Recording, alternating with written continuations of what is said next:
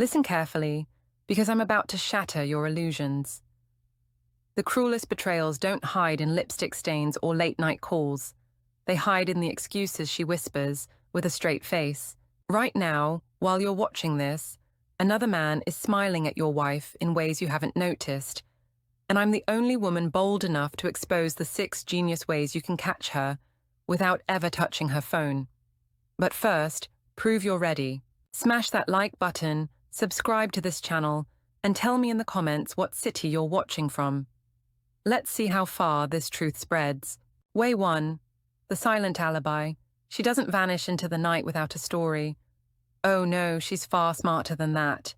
A cheating wife knows she can't just disappear, so she builds herself a fortress of borrowed voices. Suddenly, her friends, co-workers, even that cousin you've never trusted, become part of her cover. When you ask why she came home late, she says, "Jessica and I went for drinks after work." Harmless, right? But the detail that should haunt you isn't the name. It's how quickly the explanation rolls off her tongue, like a line she's rehearsed. Here's the dirty truth women won't admit. Those alibis are often prearranged. Jessica isn't just a friend, she's the shield. If you ever call, Jessica knows exactly what to say. And here's where men over 50 get blindsided. You were raised to trust the family friend, the church acquaintance, the co-worker who seems respectable. But while you're trusting, she's using that trust as her greatest weapon. Pay attention to the inconsistencies. Maybe she said she was working late, but the office lights were off when you drove by. Maybe she swore she was at a friend's house, but the photos on social media tell a different story. It's never the big, cinematic lies. It's the subtle gaps, the time unaccounted for, the stories that sound too neat. Cheating wives don't get sloppy at first, they get creative. And here's the gossip no one wants to tell you. Sometimes the friend covering for her doesn't even know the whole truth. She'll tell Jessica, "If my husband calls, just say we're together." Jessica thinks she's covering for a harmless girls' night out. Meanwhile, your wife is laughing in another man's car, sending you home to wait like a fool. So how do you catch the silent alibi? Stop listening only to the words and start noticing the delivery. Does she give too much detail when nobody asked? Does she become vague when you ask a simple question? That flip, too much then too little, is the signature of a fabricated alibi. Remember, women don't hide their guilt in the dark corners. They hide it in bright daylight, behind familiar names. The scariest part, once you catch her in one alibi, you'll start realizing how many others were woven into the web. But borrowed stories are just the beginning. Her body has its own language, and it betrays her more ruthlessly than any friend ever could. Way 2, the gym excuse. It starts innocently enough. A new pair of sneakers, a membership card tucked into her wallet, a sudden passion for fitness. You might even feel proud. Finally, she's taking health seriously. But let me tell you the hidden side of this transformation. For many women, the gym isn't about exercise. It's about creating a sanctuary where accountability disappears and alibis are born. Think about it. She tells you she's at spin class, sweating through the hour. You nod, supportive. But do you know when that class really ends? 40 minutes earlier than the time she strolls through your front door. And in that gap, she's not pedaling a bike. She's meeting someone who's been waiting. That's the cruel beauty of the gym excuse. It's wrapped in something virtuous, so you hesitate to question it. Now here's the gossip you don't hear whispered out loud. She doesn't just go to the gym. She lingers in the parking lot, hair suspiciously perfect for someone who supposedly ran 3 miles. She starts packing gym bags you've never seen her open at home. She buys stylish outfits meant more for catching eyes than catching sweat. And suddenly, her new friends at the gym are people you've never met. Yet she talks about them with a little too much sparkle in her voice. Pay close attention to her schedule. She never used to be a morning person, yet now she's bouncing out of bed at 5 a.m. to hit the treadmill. Or she used to exercise casually at home, but suddenly insists the gym is the only place she feels motivated. And when you ask about her workout, the answers are vague. Oh, just some cardio, or a bit of everything. Too generic, too rehearsed. The cruelest detail, you might even be paying for it. That gym membership, those designer leggings, those supplements, they're investments in a fantasy that doesn't include you. She imagines his eyes on her during every rep, not yours. Every bead of sweat is less about health and more about performance. And yet, men fall for it every time, because the gym sounds wholesome, responsible, even admirable. You're proud while she's plotting. You're praising her discipline while she's perfecting her cover. But here's where it gets darker. At least the gym excuse happens outside the home. Her next trick doesn't require any new outfits, any memberships, or even leaving the dinner table. It's as close as the glowing screen in her hand, and it's deadlier than all the treadmills in the world. Way 3, the message disguise. She doesn't need to lock her phone to keep secrets from you. In fact, the smartest cheaters make their phones look boring, clean, predictable, almost dull. You glance at her messages and see Jessica from HR, Mom, or church group. What you don't see is that Jessica is really Michael from the gym, and the church group includes one man who has nothing holy in mind. This is the art of the message disguise, and it's more dangerous than any password. Here's what women know.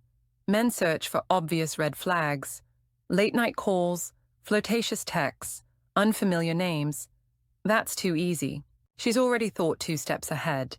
Instead of deleting everything, she archives conversations so they vanish from the main screen, but remain 1 tap away. She renames contacts under innocent titles. She even creates fake group chats where the other man blends in, camouflaged by real friends.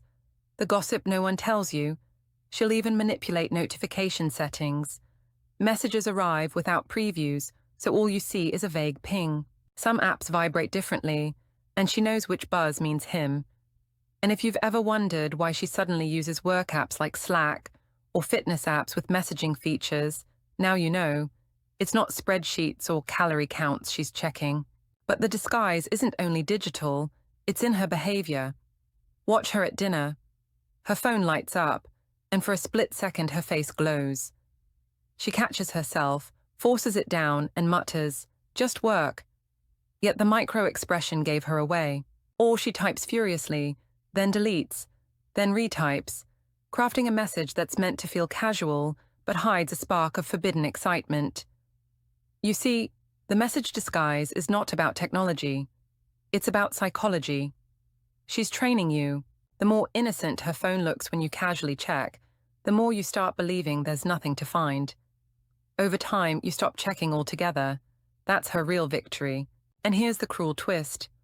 While you think you've caught nothing, she's laughing at how easy it was to blindfold you with a few renamed contacts and archived chats.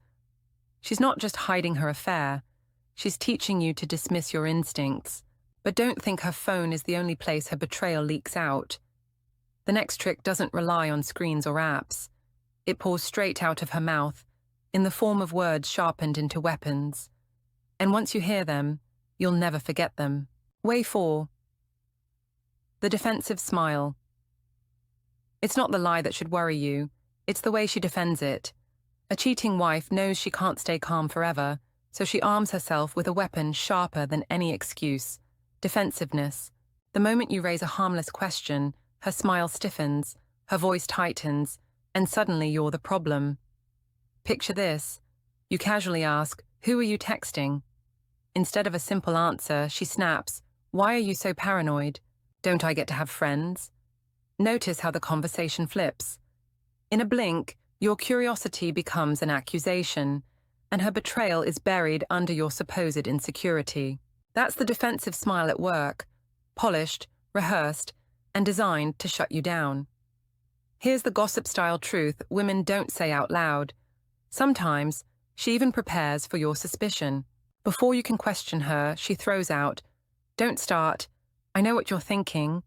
She's already painted you as controlling, jealous, unreasonable. Now, every time you try to probe, you look like the villain, and she gets to play the wounded victim. This isn't clumsy lying. It's psychological warfare. By making you feel guilty for noticing the obvious, she buys herself time and space. And the cruel part, men over 50, men raised to avoid drama, often back off. You think, maybe I'm overreacting, while she thinks, perfect, he'll never ask again. Look closer at her delivery. Does she smile when she dismisses your questions, a smile that doesn't reach her eyes? That's not reassurance, it's mockery. Does she throw in exaggerated outrage? I can't believe you'd accuse me of something like that, when all you did was ask a casual question. That's not innocence, it's stagecraft. The defensive smile isn't about protecting her truth, it's about exhausting yours. Every time she overreacts, argues, or twists your words, you lose a little more energy. Eventually, you stop asking altogether. That silence, men, is her greatest victory. And here's the nastiest layer. Her defensiveness isn't random. It usually spikes around certain names, certain times of day, certain activities. If every time you mention work happy hours she suddenly bristles, that's not coincidence. That's a landmine you've stumbled onto. The defensive smile is her way of saying, don't go there, and most men obey. But you're starting to see the pattern, yet defensiveness isn't her deadliest weapon.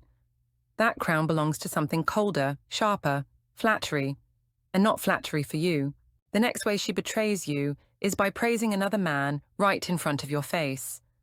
And that, gentleman, cuts deeper than any lie. Way 5. The comparison trap. It starts with a laugh you haven't heard in years, and it's not for you. A cheating wife doesn't always hide behind silence. Sometimes she hides behind comparisons. And every time she drops another man's name into your conversation, it's not an accident.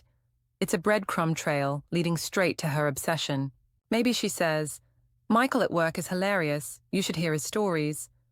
Or she slips in, you know, John from church really takes care of himself. You should try that. At first, it sounds casual, even harmless, but underneath, every comparison is a dagger, each one quietly carving away at your confidence. Here's the gossip-style detail no one likes to admit. She tests these names on you. She repeats them just to feel how they sound rolling off her tongue. She mentions the same man twice in a week, then waits for your reaction. If you don't catch it, she grows bolder. If you question it, she flips it. Why are you so insecure? He's just a friend. You see what's happening? The more she brings him up, the more he lives rent-free in your relationship. Pay attention to how she lights up during these moments. She talks about his sense of humor with more energy than she's shown you in months. She praises his discipline or his kindness as though she's describing a role model.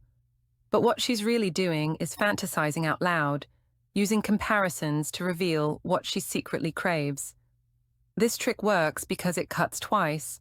First, it makes you feel like you're not enough, planting seeds of insecurity. Second, it allows her to speak about him openly, under the mask of innocent conversation.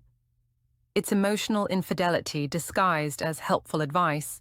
And don't miss the timing. Comparisons often arrive when she's emotionally distant from you. Instead of reconnecting, she channels her energy into talking about him. It's not advice, it's substitution. Every compliment she gives another man is a compliment stolen from you. The cruelest part? She may not even realize how much she's giving away. The comparisons slip out because she can't keep him out of her head. It's gossip, but it's also confession.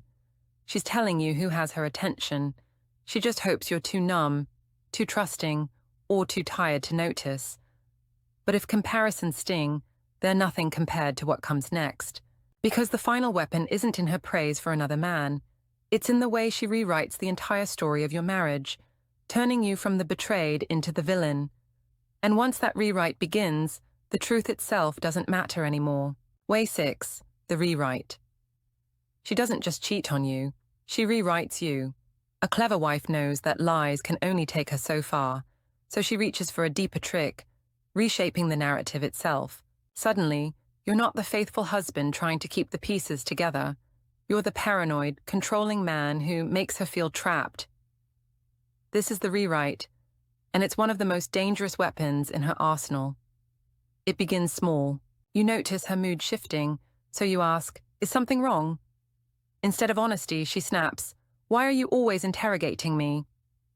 Your concern becomes aggression. Your intuition becomes insecurity. She's not defending her actions anymore. She's redefining yours. Here's the gossip-style detail most men miss. She'll even create fights out of thin air just to escape the house. Dishes left in the sink turn into a full-blown argument about how you don't respect her. Then, with righteous anger, she storms out, straight into someone else's arms. That fight wasn't about plates. It was a ticket to freedom. The rewrite is psychological sleight of hand. Every time she flips the script, she plants doubt in your mind. You begin second-guessing your instincts. Maybe I am being paranoid. Maybe I am too controlling. That self-doubt is her victory, because once you start questioning your own sanity, you stop questioning hers. Watch how she frames her new independence. She says, "I just need to rediscover myself," or "I've lost who I am in this relationship." It sounds noble, empowering even, but it's cover language. The empowerment isn't for her growth, it's for her secrecy. While you back off to give her space, she fills that space with someone else. And the cruelest touch? She makes you feel like the villain for even suspecting her. If you ask about her late nights, she accuses you of suffocating her. If you question her sudden girls' trips, she claims you don't trust her. The rewrite works because it doesn't just defend her lies, it turns them into your flaws. But remember this, a woman who rewrites history is already writing the ending. She's rehearsing her lines for when the truth finally spills, lines that cast her as the misunderstood victim and you as the unreasonable man.